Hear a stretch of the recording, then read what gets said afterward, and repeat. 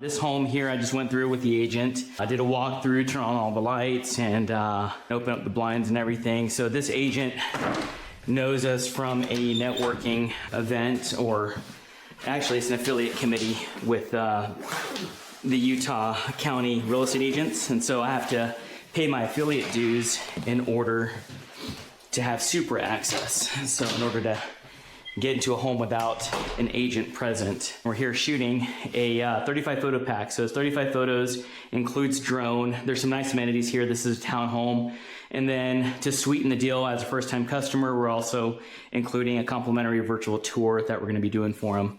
And then this one also comes with the floor plan. So he's gonna get a lot of good stuff on this. So formatted my camera. We have manual metered at -0.7. 5-shot bracket, 2-stop intervals, steady shot off because we're on a tripod. Self timer for the bracket is 2 seconds, so that way we don't have any camera shake whenever we press the shutter release. And we're just gonna kind of start from here and work ourselves upstairs and then downstairs into the unfinished basement. Yeah, so I stopped using flash nearly a year ago to experiment, and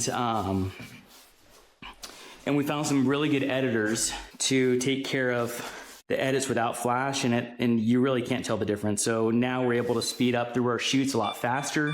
We're able to deliver angles and sometimes more photos for the agent than they'd expect, so we can over deliver on our services and just provide exceptional customer service for our customers here. Okay.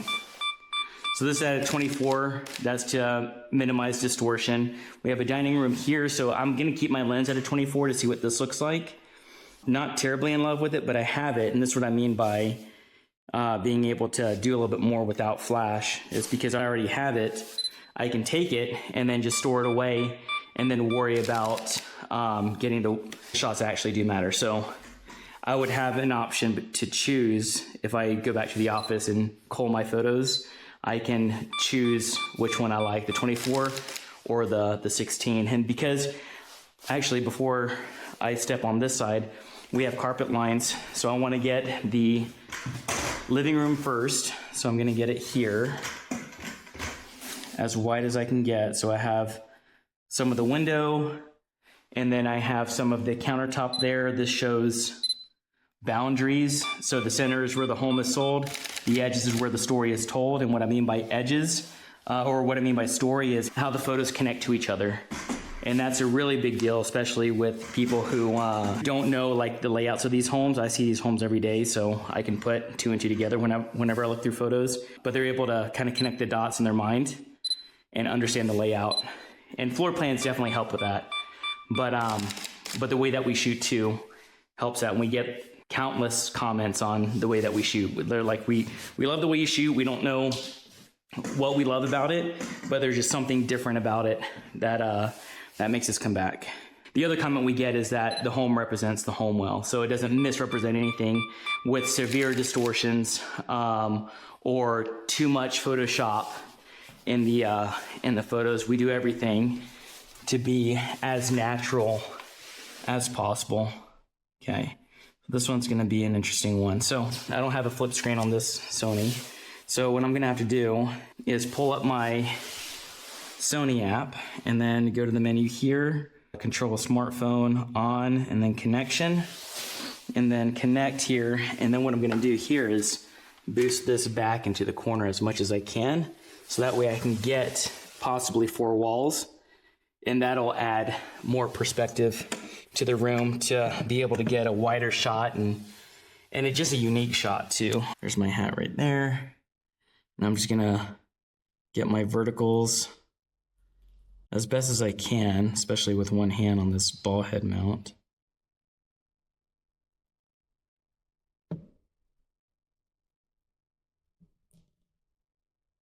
Okay, right there, because I'm anticipating editors to maybe crop a little bit. The more you can straighten out their verticals and horizontals in camera, the less cropping you have to do.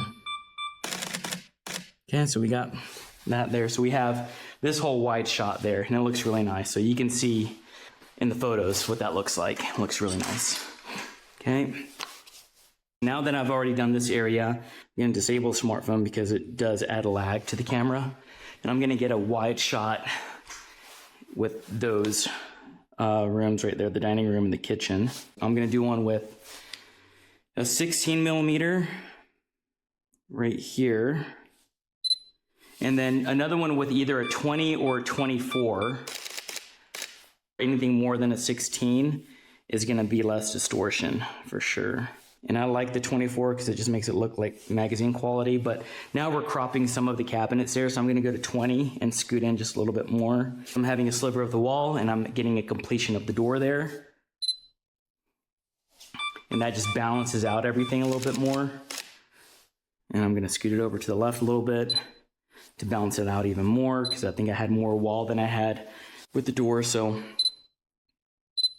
whatever you're seeing on the screen is how I like it. So just pay attention to the edges there and how they bring balance to the photo. Okay, so we have that. Another one I want to do is, right now I have no shots showing the dishwasher, so I can take one on this side, and we're at a 20 right now, and that's fine because I don't need it super wide, and I don't want to distort the appliances. So like, watch, if I do like a 16 and I go this way, now I have like too much here, and there's really no wall, no corner, no third wall or fourth wall to kind of fulfill that. Now it just feels like it goes into emptiness, like into infinity, and I don't like that.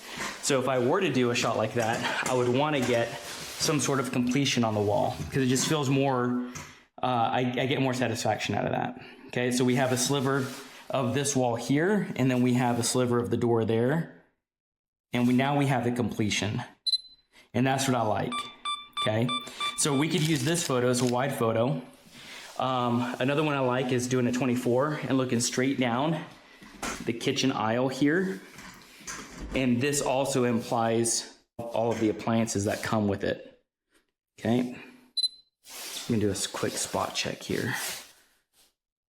Okay, so if I'm right here, okay, perfect.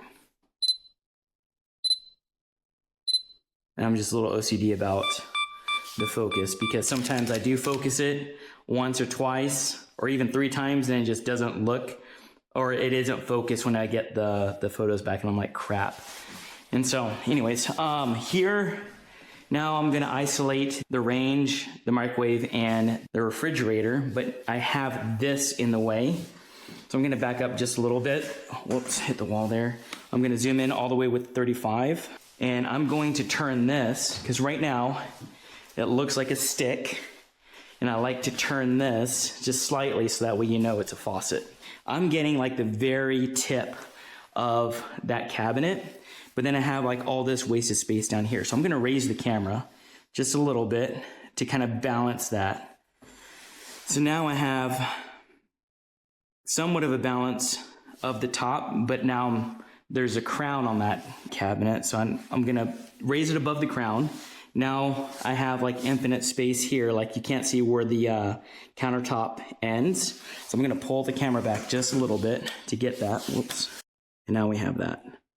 So this is what I like to do. I like to get the appliances in the middle and just balance on the edges as much as I can. And for a shot like this, because it's not wide, we're not telling a story by the connected edges.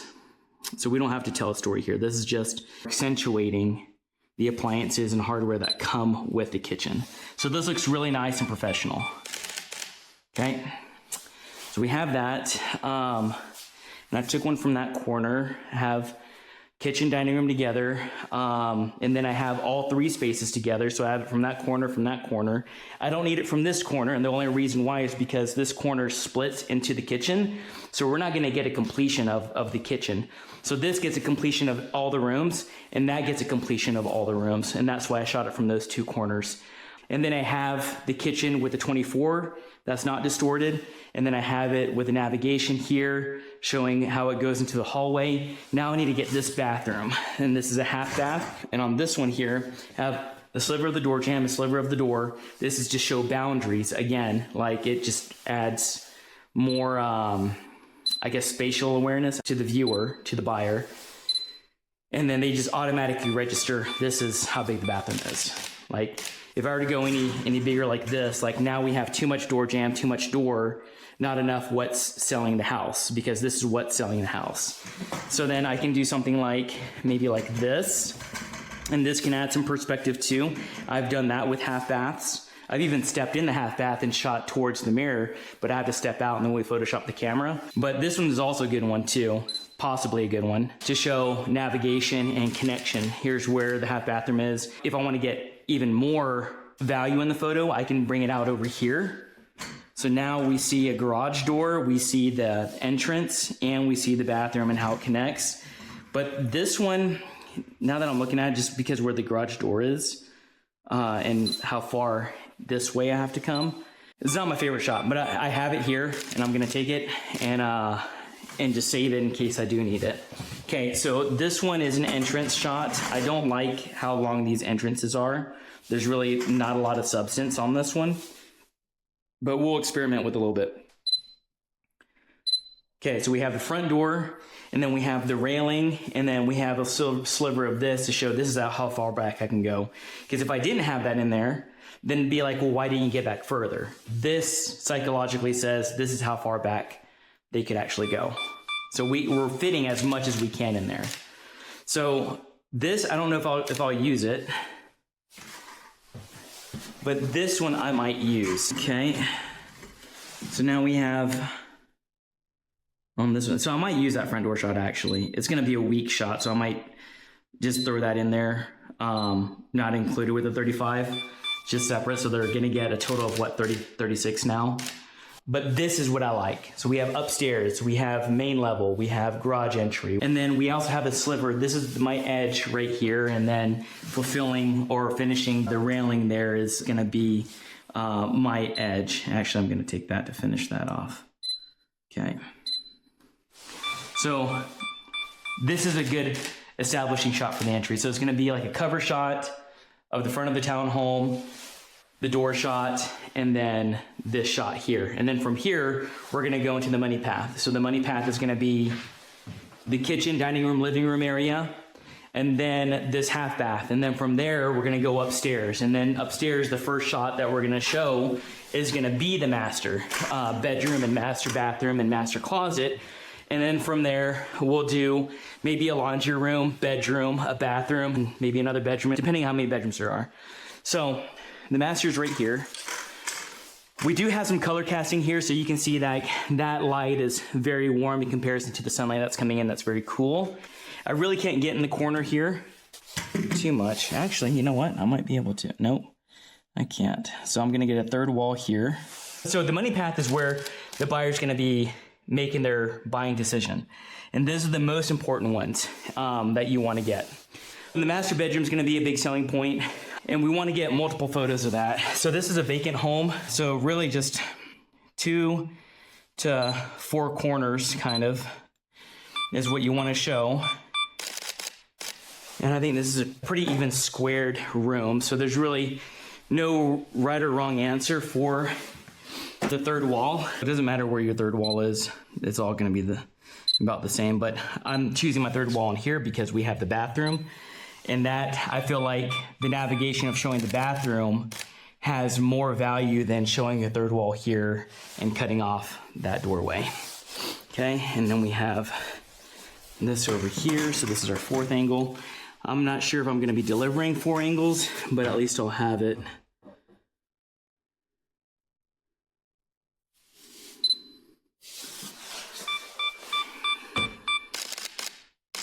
Okay.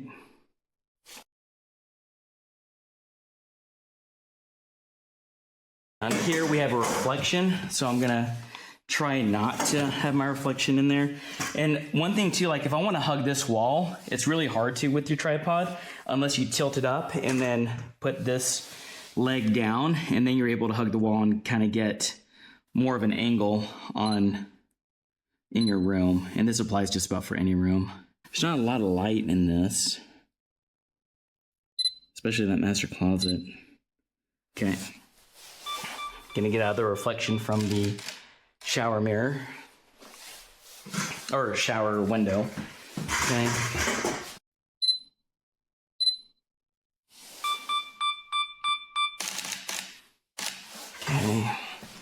And then the closet. So this closet here, it doesn't have an opening from a corner.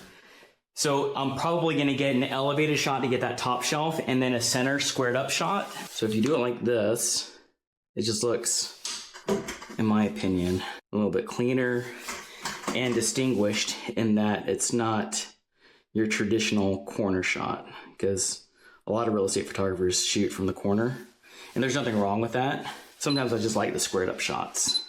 Okay, so we have a ceiling there. I really want to get the baseboard, so I'm going to capture this to see how in line I am with the baseboard, because sometimes it just doesn't line up. Okay, so right there, I need to bring it over just a titch like that. It's so funny how much the smallest movement can make an impact on a photo. Okay, we'll just get that one right there.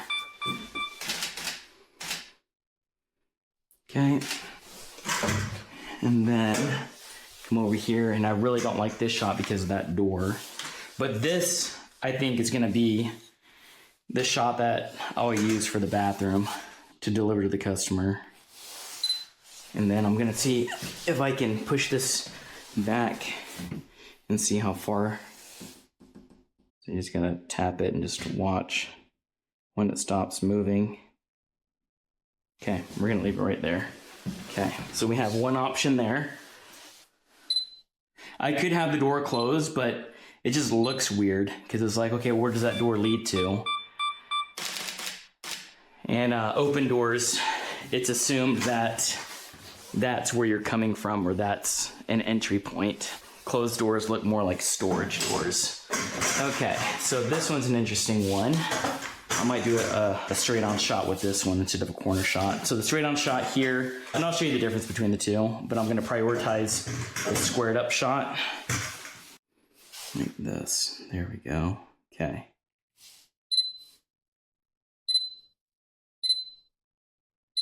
Okay, so this one right here is gonna get the shower hardware, the sink, and the toilet all in one, and is on your traditional angled shot. Now, this shot here, if I were to do it from the corner, and it looks good, and again, you see your toilet, your shower, and your sink, your vanity, but I like the other shot better because it's more in your face of here's what they are versus here's the toilet and vanity, but then you have to look beyond it for the shower. So I guess you can decide. Let me know which one would you like, the squared up or the angled shot.